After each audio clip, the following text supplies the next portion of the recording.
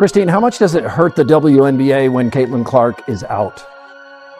It is devastating to the WNBA when Caitlin Clark is out. I know a lot of us were expecting some sort of dip since Caitlin Clark has been out with injury, but I don't think all of us were expecting the entire viewership of the entire WNBA to be down. And this tweet from Christine Brennan really stuck out to me. She said one player gets injured and more than half the TV audience for the entire league disappears. Has any other athlete ever had that kind of impact on a sport? Golf without Tiger definitely dropped precipitously on occasion. The WNBA finds itself in a deep financial crisis, and without Caitlin Clark on the court, the league has struggled to stop the unraveling of the momentum she helped create.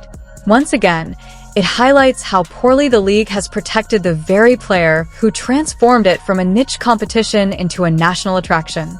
This is the story of a league that continues to undermine its own success, while its biggest star remains sidelined, and how refusing to confront that reality is costing it millions of dollars day after day. And the truth is the truth, and the data is there. And what we saw when Caitlin was out the last time, the 5 games that she missed earlier in the season, the WNBA's viewership dropped more than 50%.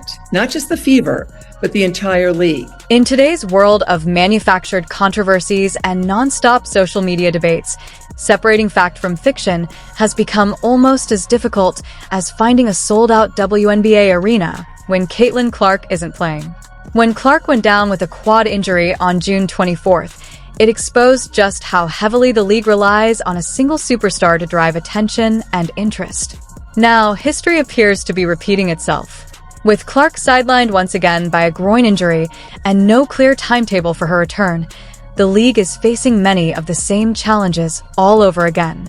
Quad injury jumped to her groin likely because of compensation. But the thing that you have to be careful of is if, say, you try to rush her back from this injury as well, then you're getting into this territory where a very serious injury can happen. That is what the Indiana Fever, that is what Caitlin need to avoid the best that they possibly can. So if it means that Caitlin is out for 3 weeks, if it means that she is out all the way through All-Star, then so be it. National WNBA broadcasts experienced a dramatic decline in viewership, falling roughly 55% from an average of 1.81 million viewers with Caitlin Clark in the lineup to about 847,000 when she was absent.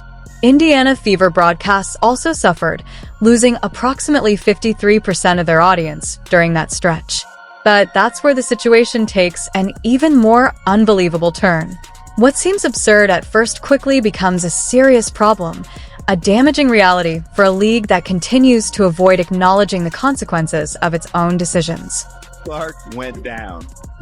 The WNBA ratings have dropped over 55% across the board. Hey, guess what, guys? The league is Caitlin Clark. The league is Caitlin Clark. She is the WNBA, guys. Sidelined with a left quad strain May 24th. National TV viewership has plunged since then 55%. Before the injury, the Fever, her team, were averaging 1.81 million viewers, almost 2 million. Since her injury, fewer than 850,000. While Caitlin Clark continued to do what she does best, packing arenas, driving record television audiences, and generating unprecedented revenue, the WNBA did little to safeguard the player who had become its biggest attraction. Instead, the league seemed more focused on discussing the game itself, while allowing opponents to play physically against the athlete responsible for an estimated 26.5% of the WNBA's overall economic impact without meaningful consequences. What's especially striking and increasingly frustrating is that this isn't the new situation. The league has been down this road before, yet it continues to repeat the same pattern. In the past, whenever its biggest star was forced out of action, the WNBA saw noticeable declines in both viewership and revenue. It's like watching someone touch a scorching stove, get burned, and then reach for it again moments later, as if they never learned the lesson the first time.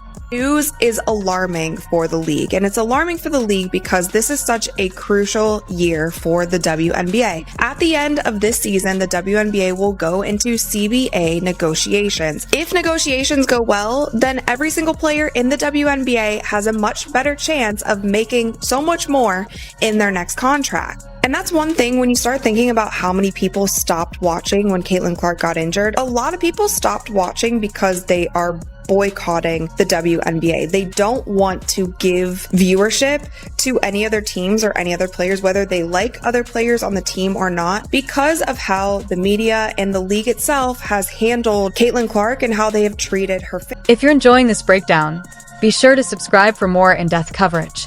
The financial impact hit almost immediately. Ticket prices for Indiana Fever games plunged by as much as 71%.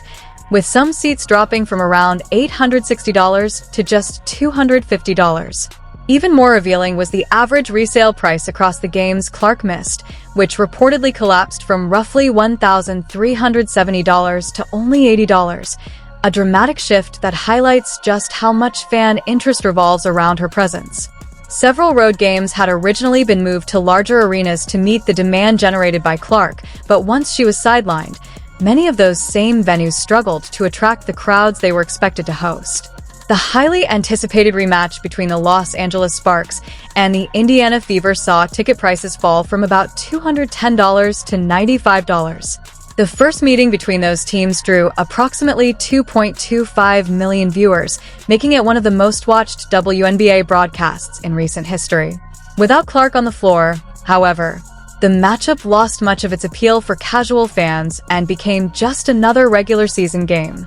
Really concerning about this is the fact that we are only a month into the regular season and Caitlin Clark has already been out with 2 injuries. With the first one being her having to miss some time with a left quad strain. Now, of course, this is concerning because if you're already on your second injury, you don't want to be that player that is always hurt. Cough, cough, Embiid, cough, cough, Anthony Davis. So I really do hope that the Fever really sits her out right now for a while, only because you don't want her to have more long-term injuries and be more prone. Veteran sports journalist Christine Brennan has emerged as one of the league's most outspoken critics over the way the WNBA has handled its biggest star.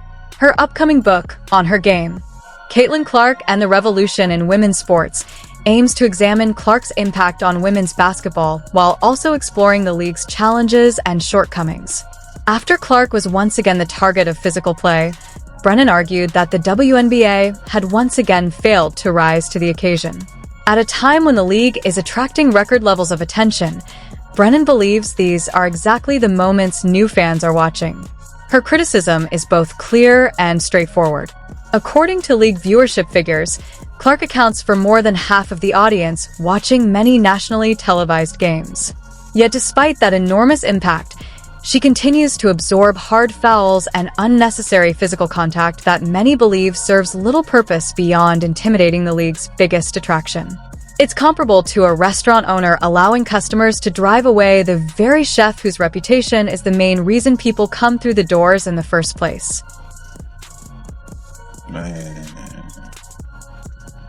Man, bruh.